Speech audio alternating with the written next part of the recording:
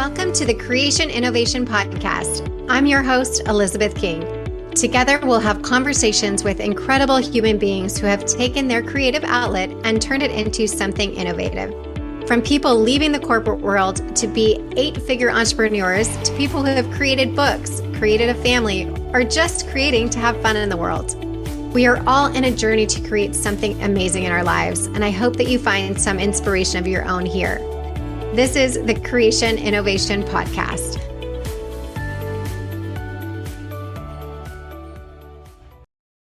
Hey everyone, welcome back to Creation Innovation. We have Elizabeth Carr here. Welcome, Elizabeth. Hi, thanks for having me.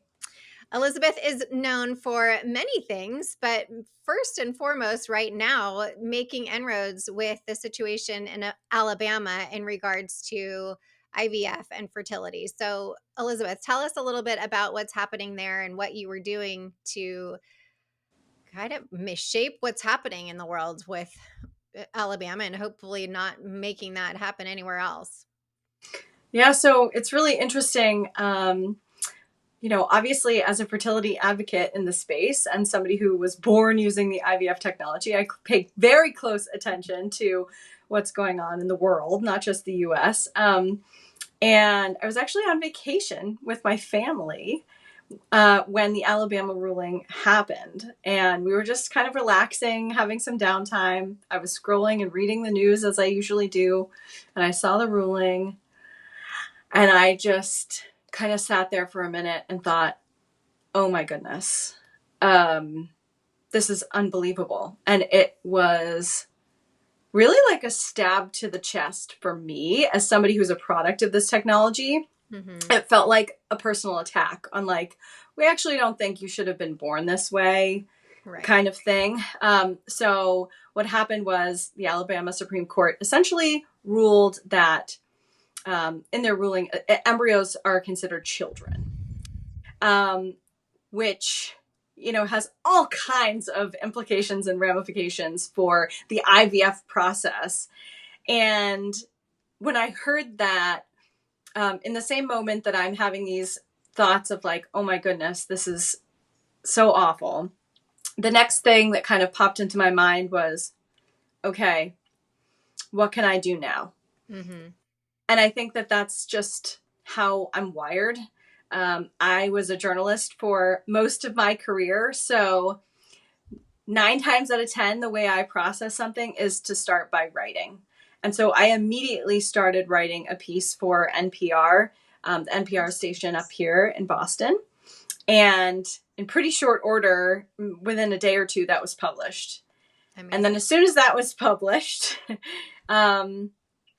Senator Tim Kaine of Virginia, I was born in Virginia, reached out to me and said, I'd love to have you come to the State of the Union as my guest because of this issue. And so for 2 days, Senator Kaine and I were attached at the hip, and I met with 20 different senators, wow, talking to them about this issue. Amazing. Because I feel like from my perspective, with all things, the Pope made a statement a couple months ago, like I feel like all over the place, it's miseducation. And if somebody can just get in front of people and really tell them the process and how this works, then they'll be like, oh, okay, I get it. That makes sense. Now, maybe that's really naive of me to think that it's so simple as just educating people that are ignorant in this situation. But what did you find when you were talking to these senators? Is it a lack of education, or is it really they do in fact know, and they're just like, no, we don't agree with this? I would say it's a combination of both. I think a big thing that I've seen throughout my life is really kind of that fear that people have of IVF or reproductive technologies comes from a lack of education. So on the one hand, that's kind of like always where I start, right? Like, right, how much do you really know about the process? And let me tell you exactly how I was born, because I can do it in about one sentence. And on the other hand, there are people, just as there were when I was born 42 years ago, that, have a ethical or moral problem with how I got here. And those are the people that, I have a harder time kind of engaging in conversation because, to quote my dad from a very early interview, he could never understand, how anyone could have a problem with someone just wanting to bring a child into this world. Regardless of how they got here, regardless of how a family was built, it was really all about they wanted to build their family. And so fundamentally as a human, how you can have a problem with that is just something that I don't personally relate to. Right. Agreed. Me too. It's the fact that we do what we do so strongly. And again, as you mentioned, you have a personal vested interest in this as well. So, did you find that you were able to, in these people that you were talking to, the senators, get some eyes to open and realize, like, oh, okay, yeah, thank you for letting us know? And this was like, did you see any of those kind of aha moments where you're like, oh my gosh, I'm so glad I'm here because we did affect change here and we did move the needle for people to realize what's happening is not right? Yeah, so a big part of the awareness was not only, around IVF for those who are experiencing infertility. I was really stressing also there's a whole bunch of people in the population that use this technology for family building. So it could be those who are same-sex couples, that could be people going through cancer treatments, it could be people who want to do genetic screening to weed out, terrible diseases in Right. their family history. I mean, there's a really wide amount of people now that's not just those experiencing infertility that are impacted by decisions like this.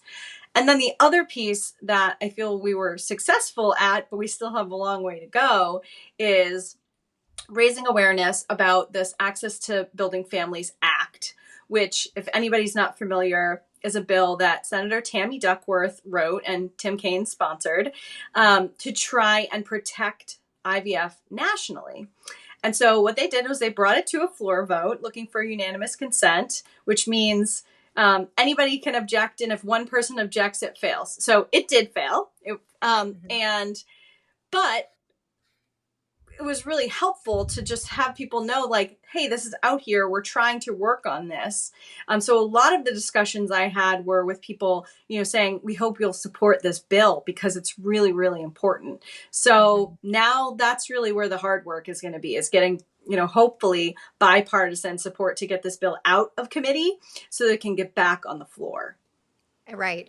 And with Alabama specifically, what's happening there? Like, do we feel like it's going to have any movement there or is it there to stay? Like, what's the latest and greatest? So in Alabama right now, um, they did put some protections back in to protect IVF. So it gets people who need to have their fertility treatments back in the door. However, this does not quite go far enough because there's still a lot of gray area. So while it protects people who are providing these services and gives them immunity, what it doesn't do is, it doesn't mean that the state of Alabama could, I don't know, take away an IVF doc's license or have some other kind of ramification for if you provide these services. So there's still a lot of gray area. So it's a good step in the right direction, but there's definitely a long way to go there. That literally makes me like physically have, like, I want to cry to hear that. Yeah. It's, the fertility doctors that I've seen, over the years, what a great, amazing gift that they have to be able to help build these families. Like, it's insane and amazing and also heartbreaking at times. And I realize that, and I don't want to take that away from them too. I know their jobs are not easy, but Yeah. to think that anybody's trying to tell them that they're doing something wrong when all they're trying to do is bring this gift to people that are so at such a low point and just trying to find hope to build their family is so tragic. And I it shocks me to think that we live in a country that this is even happening, which also leads Yeah. me back to the whole abortion thing. Same thing there. I feel like you just don't understand. You're just not educated and about like what the real situation is. And if you could get out of your own way and listen to what really is happening, like you said, if there's Yeah. genetic issues, if there's health issues, if there's a miscarriage, like Yep. even the basic things, it's like I want to just like hit people over the head and be like, come on now. Like you cannot be this. I don't know. I don't want to use any bad words to towards anybody, but at the same time, it like blows my mind and reminds me of that situation with the poor woman in Ohio like a few months Yeah. ago. Like, are you kidding me right now? How can anybody like how do we live in a country that this is even people are expending time on that? Like Yeah. And blows my mind.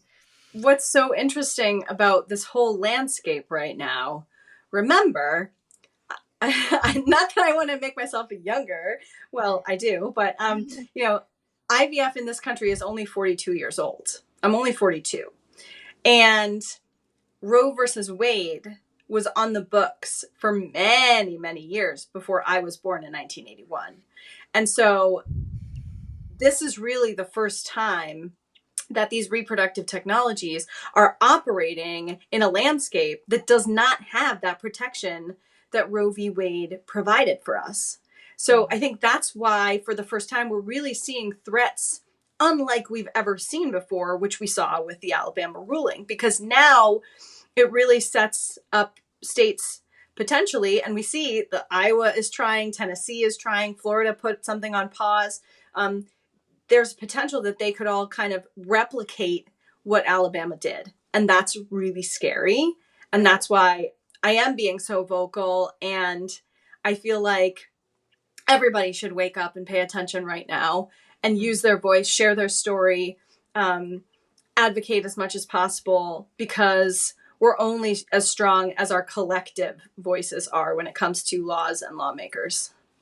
For sure. And I always try to tend to stay away from anything political throughout these years with my involvement in fertility. But this is the first time that I'm like, okay, this isn't even political, right? It is only in the sense that the government's getting involved, but it, it really does. It's so absurd that it's a disservice to not say and educate your neighbor. Educate. I was in a store last week and she's like, "Oh, what do you do?"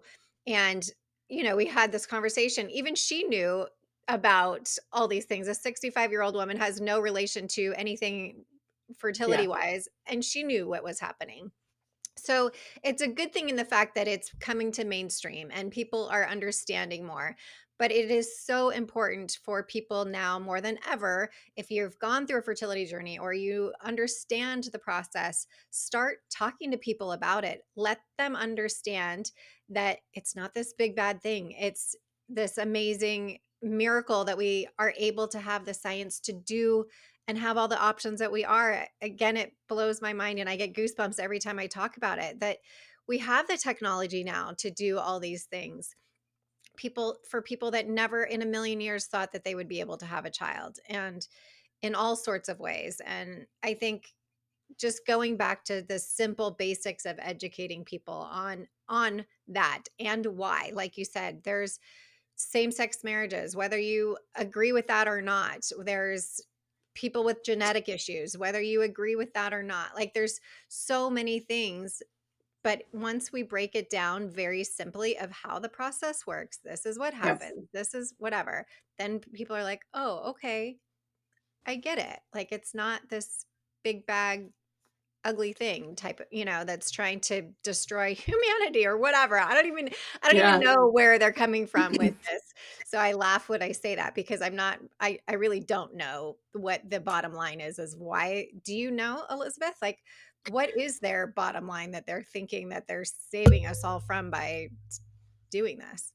Yeah, I mean, I think a lot of it, as you said, is just a misunderstanding. So there's a funny story that I often relay, that, when I was 10, I was in I was in elementary school, and they split the class in half. The boys went across the hall and the girls stayed in one classroom. And the school nurse came in and showed a video about, how babies are made, essentially. And at the end of the video, she said, "Okay, does anybody have any questions?" And I kind of sat there for a minute.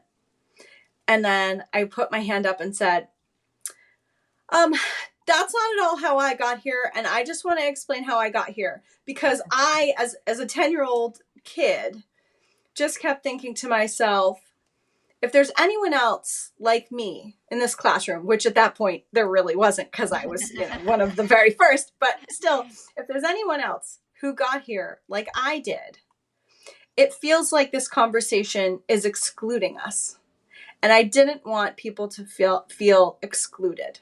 And so even if they weren't born that way, or they weren't using this technology, I wanted people to be aware. And that has always been my kind of line in the sand of, I just want people to know the baseline of what is technically possible out there before they may need an intervention. Because the worst time to make a decision is when you are dealing in a moment of crisis. And often with an infertility diagnosis, that's what it feels like, a moment of crisis. And so whether you never need an intervention, but maybe your neighbor does, and you happen to remember, oh, I don't know, maybe IVF would be good for you. Maybe it's something you should look into. That's the level of conversation that I want to get to, is just having people be so aware of all the different options out there that it's not at all stigmatized to speak about. And we've come a long, long way since 81, but we're still not quite to where I would like us to be with this conversation. For sure. And I think that's part of it, is it's no longer being swept under the rug or being a secret. And I think the fact that it sounds like, well, first let me say Elizabeth Carr was the first IVF baby born in the United States.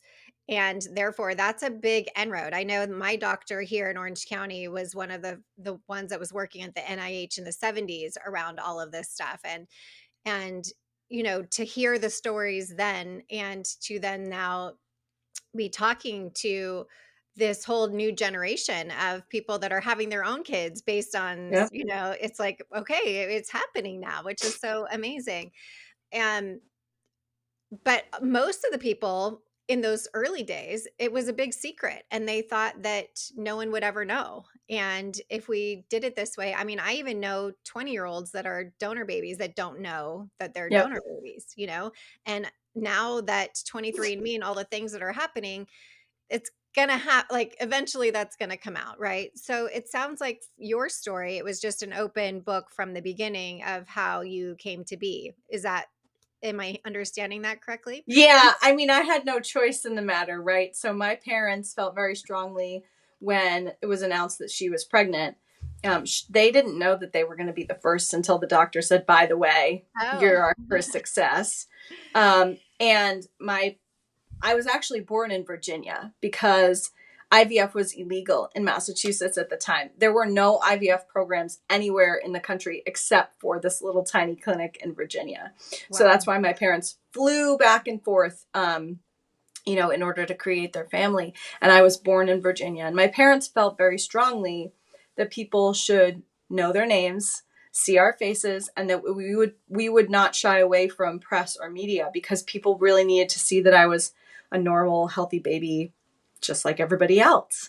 And And how did so, your parents know, like, okay, we need to go to Virginia? And like, was their regular OB saying, okay, this technology is happening, you can try contacting a doctor there? Like, how does it happen without the internet and stuff? yeah, luckily, yeah. I mean, that's why education is so important to me, because luckily my mother's OBGYN, after she had surgery to remove her fallopian tubes because she had 3 ectopic pregnancies that brought her very close to death with the internal bleeding so bad. So on her follow-up with her OBGYN, he threw a brochure across the table to her that was black and white, Xerox copy, and Mhm. said, I just came back from a conference where I heard about this thing called IVF. They're starting a program in Virginia. I don't know, maybe you want to apply. That was the whole conversation. That was it. Wow. Um, so my parents had a letter of recommendation written, and they were accepted as one of the first few couples in the program. But honestly, if the OBGYN hadn't have had the thought to speak up and mention, like, oh, I heard about this thing, I wouldn't be here. It's really Yeah. that simple. Right. That's so cool because even then too, I would imagine a lot of OBs weren't interested and too much in that, right? Like it's new technology. Not Oh, only I not know it's needed. interested, not only not interested, they didn't know about it Right. because it had only been done successfully in England at that point. Yeah. So, So cool. Well, we're glad that you're here. And that also leads me to my next thing of what are you doing now? Because even prior to this Alabama situation, you are a big advocate in the fertility world and your day job in what you do. I feel like most of what you do now, and correct me if I'm wrong, you do show up in this way for this community. So tell everybody what you do now and how you got led to do what you're doing. sure. So, my 9 to 5, if you will, is Mhm. I work at a pre implantation genetic testing company. So, really, a process that's used quite frequently in IVF. I am the patient advocate there as well as the head of PR and marketing.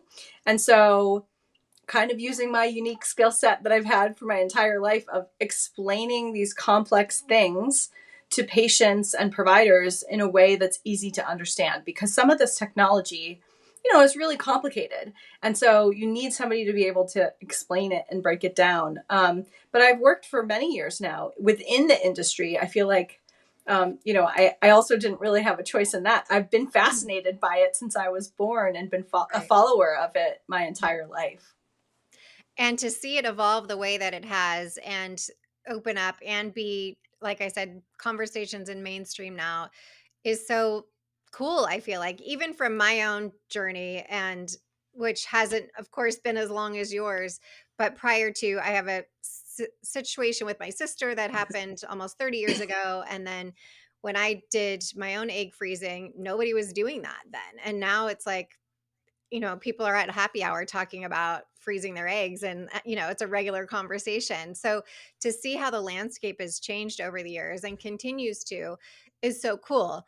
But I think that the hard part is like we're getting these, instead of making the inroads to go the right direction, we're getting these kind of forks in the road, so to speak, of like, okay, we got to deal with this now, which again seems so strange to me that we live in a world that that's the case, but even Yeah. more so important for us to speak up and to do that. But speaking of your genetic situation with what you do for work, we've had people on before that have, trans balance locations and things like different rare forms of diseases that really IVF has brought them healthy babies that Yeah. literally would not survive, and or Yeah. bringing diseases from out of their family tree for years that they know at an older age these would come into play. Yeah. That to me again is mind blowing, right? There's like generations of families that have these rare genetic things that are now able to remove that and figure that out. And I know sometimes it's, it needs to go to another place to make these special tests in order to do the karyotyping and all the things in order to make it specific to what you do. But for anybody who's listening, can you give us like a 2 minute or less rundown if they have some sort of genetic situation in their family, or they know that they're a carrier of something, and what their options could potentially be? Sure.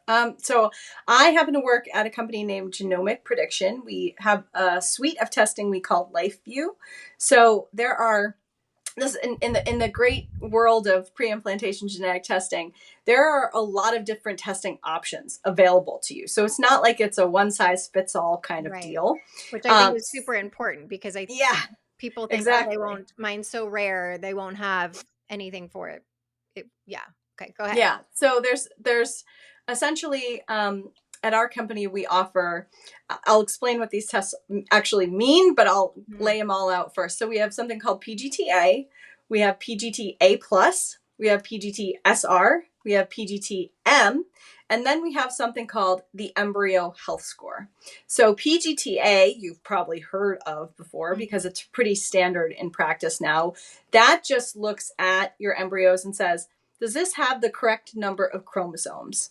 Is this embryo euploid, which is considered normal, right? Or does it have aneuploidy, which is considered abnormal? So that's a pretty basic clarification and classification.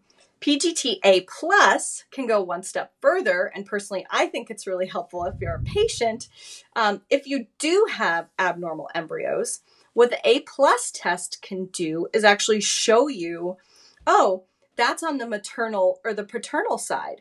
So for me, that's a useful tool, because then if you have, 5 embryos and they're all aneuploid and they're all coming from the maternal side, you can then have conversations of, okay, maybe we should think about donor egg, or maybe we should think about donor sperm if it's on the paternal side. So that's just like another helpful tool for patients.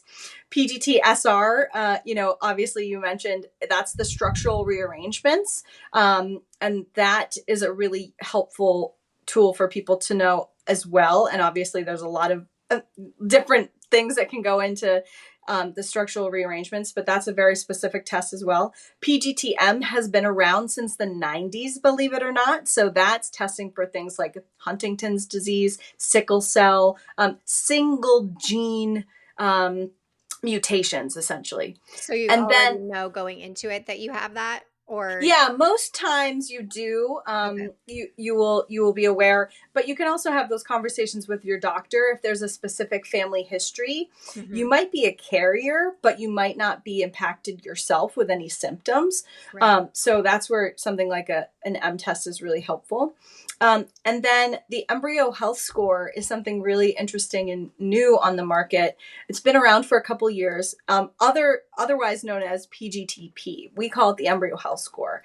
So what that does, it looks at your embryo's overall health risk compared to the other embryos you have available. So for example, if you have 5 embryos, we can look in a scientific way, not just morphology and how it looks and stuff like that, and say, okay, this one has the lowest overall health risk. And the health panel that we have to choose from includes things like cancers, diabetes, schizophrenia, heart disease, all those kinds of things that can have a lifetime impact on somebody's overall health. So if you have a history of, say, heart disease in your family and you want to potentially reduce the risk for that, we can say, okay, this embryo has the lowest overall risk for that particular disease. Because what it does is it looks at conditions like this that are impacted by multiple genes. It's not just that single gene. It's like how all the genes stack up and interact together gives you this risk. So again, that's a really useful tool as well for saying, okay, I have 5 embryos. They're all like great quality. How do you decide what you should transfer? We give you a risk score. So you could pick the one with the lowest overall risk with your doctor and decide to transfer that. Or you could say, it doesn't really matter to me what the risk is and transfer whatever you want. But at Right. least, again, in my opinion, at least you have that information to make that call if you want to. Absolutely. And are you able to request your doctor which lab that you send them to do testing on? Because I know in the conversations that I ever had, and I didn't get that far, but that was never really like saying, okay, you can do live view, you can do PGM, PGTM, et cetera, et cetera. It was just like, okay, we'll send them off for testing, and that's it. Are you able to request and say, hey, I heard this podcast and I want to do this or that? Yeah. How does that So work? So that's the great thing, right? As a patient advocate, I'm always like the one in the back corner saying, reminder, patients in the driver's seat. So Right. just like you can pick your fertility clinic and you can kind of interview people and go, through that, you can also say, hey, I want to use this provider for this testing. Even if your clinic doesn't necessarily work with somebody right now, Right. it's very easy for folks to get set up and to be able to send cases to us in particular. But I always say, whether or not you use our lab, it's really important as a patient that you educate yourself, because your doctor may or may not be well versed in this stuff. You kind of educate yourself on, what do you look for in a good lab? Like, how do you know a good genetic testing lab versus a not so good one. And I know a So lot of people get nervous because they're like, okay, I have the embryo. It actually fertilized and it made its blast. Now it's one more step. What if the lab messes it up? What if something happens? Like it's a real concern that people have. yeah, and one thing that I do bring up a lot because it's a common misconception. If you're not going through pre-implantation genetic testing, we don't get the whole embryo.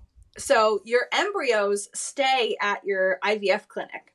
We actually get like 5 to 10 cells of the trifectoderm. It's called a trifectoderm biopsy, and it's 5 to 10 cells of the very outside of the embryo, which actually develops eventually into the placenta.